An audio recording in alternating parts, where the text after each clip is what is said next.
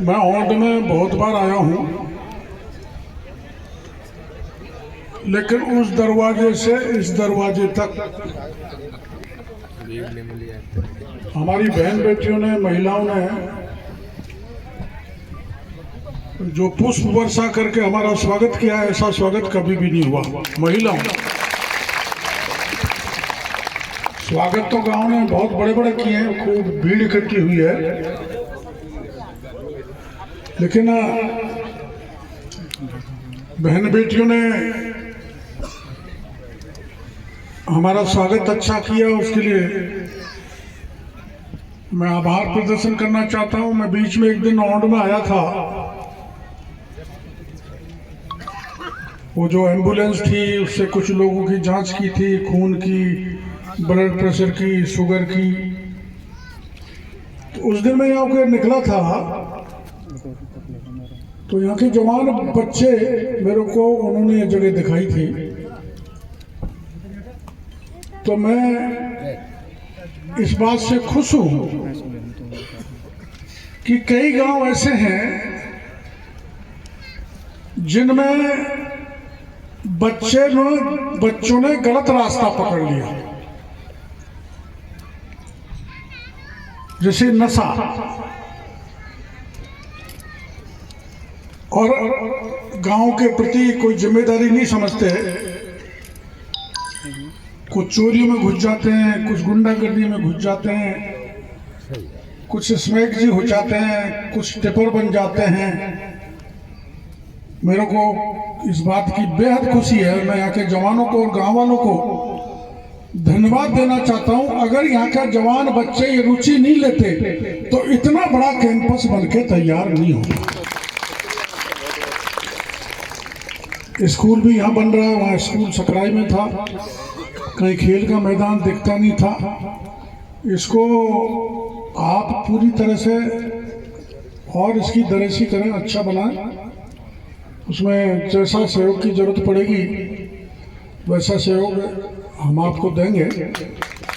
सरकार का सहयोग के अलावा हमारी जो सहयोग हो, जो भी आप बताओगे हम करने के लिए तैयार हैं। और यहाँ इसलिए ज़्यादा सुंदर लग रहा है। अब मैं आप यहाँ के जवान बच्चों से ये भी कहूँगा कि इस पहाड़ को ढक दो, काय से? पेड़ों से। और ये सीनरी इतनी अच्छी लगेगी। देखो, वन विभाग वालों को सहयोग करो। मेरे गांव का पूरा पहाड़ नंगा हो गया था। आप तो मेरे पड़ोसी हैं, बहुत रिश्तेदारी उधर की इधर है, इधर की उधर है। तो हमने इसमें गर्मियों में, ऐसे सीजन में, इसमें पहाड़ में छोटे छोटे गड्ढे खोदते थे और बगल के गांव करीरी, गाजीपुर, मोहनपुर, फतेहपुर, शंकरपुर के पहाड़ों से गर्मी बरसात आने से पहले हम इसके दौग के बीज ले आते थे। पहली बरसात हो जाने के बाद उसमें हम दौग के बीजों को डाल देते थे और पूरा 2/3 पहाड़ मैंने ढक के तैयार कर दिया। कभी भी आपके बाद चौमासे में देखना, ऐसा लगता है जैसे हरिद्वार पहुंच गए। हरिद्वार वैसे नहीं, कोई सोच लो कि हमको हरिद्वार भेजना आ गया, नहीं। आप हरिद्वार गए होंगे, उत्तराखंड गए होंगे, देहरादून गए होंगे, क्या पहाड़ ढके हुए हैं, कितने सुंदर है। उतना सुंदर इस पहाड़ को बनाना, ये टीले को बनाना, उधर टीला खाली पड़ा है, इन सबको वृक्षारोपण आप करो। मैं आपके साथ हूँ, खुद पेड़ लगाने आऊँगा। यहाँ के जवान बच्चों को कहना चाहता हूँ कि सघन वृक्षारोपण करें। ये अपने घनश्याम जी यहाँ पर बैठे हुए, कई बार सरपंच भी रहे हैं, प्रधान भी रहे, चल के आए मिलने के लिए। उम्र ज़्यादा हो गई और सब प्रमुख पंच पटेल मेरे को औंध के सब गुजर बाबा भी, मीणा बाबा भी, जोगी बाबा भी और रामपति दादी भी दिख रही है। दिखाई सब जो आए ये दर्शाता है कि यहाँ कोई पार्टीबाजी नहीं है। जब मेरे को लगता है गांव पूरा जब इकट्ठा होता है तो मेरे को बहुत खुशी होती है कि एक होकर गांव ने ये कार्यक्रम रखा है, हमारा स्वागत किया है। और जब गांव में पार्टीबाजी फैल जाती है तो मजा नहीं आता, मेरे को दुख होता है। इसलिए गांव के भाई मिलकर रहे हैं। पर अब कुछ दिन बाद जो चुनाव आने वाले हैं वो आपको बांटेंगे। अपने गांव में तो पार्टीबाजी कौन करता है? पंचायत का चुनाव। और तहसील पे कौन करता है? एमएलए।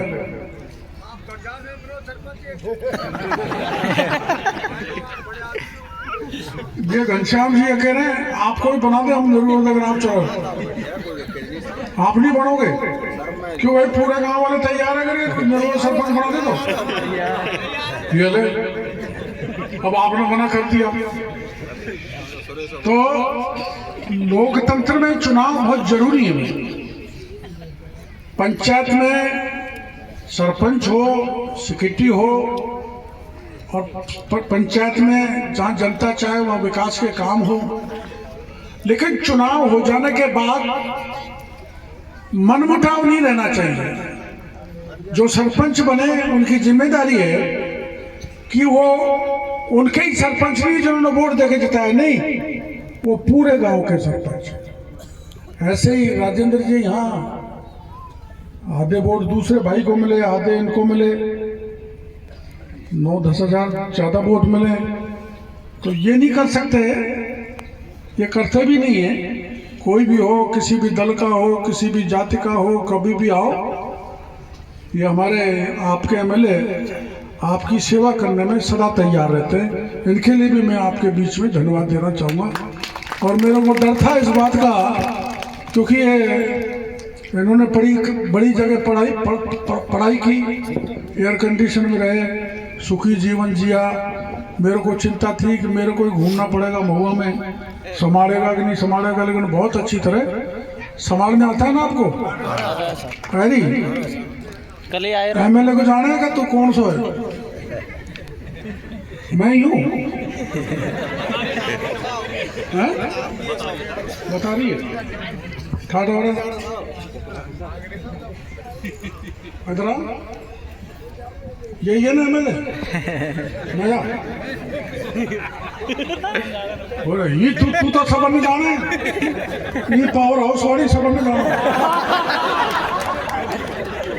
बोला पावर हाउस वाली। अपने मेरे को एमएलए साहब ने बताया है कि औंध मीना में इस समय सरकार के 17 करोड़ 5 लाख के काम चल रहे हैं। ये 16.5 लाख प्रधानमंत्री आवास योजना के, और ये 15 करोड़ कौन सी? 15 करोड़ ये सड़क कितनी चौड़ी जा रही है, नेशनल हाईवे जैसी। क्यों भाई, अच्छी लग रही है ना? और जिनका खेत गया वो गाड़ी देती होंगी। कोई को कौन गया, मैं तो नहीं गए। ये कितनी अच्छी सड़क बन रही है, बिल्कुल महुआ से लेके समसपुर सीसवाड़ा तक ये बनेगी। और औंध मीना औंध गुजर में आंगनबाड़ी, इसके 4 लाख रुपए। कब्रिस्तान औंध मीना से ढंडकी ढाणी तक 50 लाख रुपए। जिंसी का पुरा औंध मीना मेन रोड से सलेमपुर कला तक 50 लाख रुपए। औंध मीना से जिंसी का पुरा और सिरिया का पुरा 68 लाख रुपए। साथा औंध मीना रोड से मोहनपुरा, अच्छा तो वहाँ का हो गया। औंध मीना से झिरी का पुरा 20 लाख रुपए। ये झिरी का पुरा कहाँ है? बीच गांव में ही है, सरपंच साहब का पुरा। नहीं। और औंध धौलाकुआ औंध मीना रोड से औंध गुजर 96 लाख। औंध मीना रोड से साथा ओंड मीना रोड से खोरा 96 लाख। सार्वजनिक स्थान पर हाई मास्क लाइट ग्राम ओंड मीना 5 लाख। खेल मैदान की ये शायद 4 दीवारी हो गई 10 लाख। और इंटरलॉकिंग के 5 लाख गोपाल नाई के घर की तरफ। सीसी इंटरलॉकिंग कल्याण प्रजापति के घर से आईटी केंद्र की ओर ओंड मीना 3.20 लाख। और सीसी इंटरलॉकिंग हरिमीना के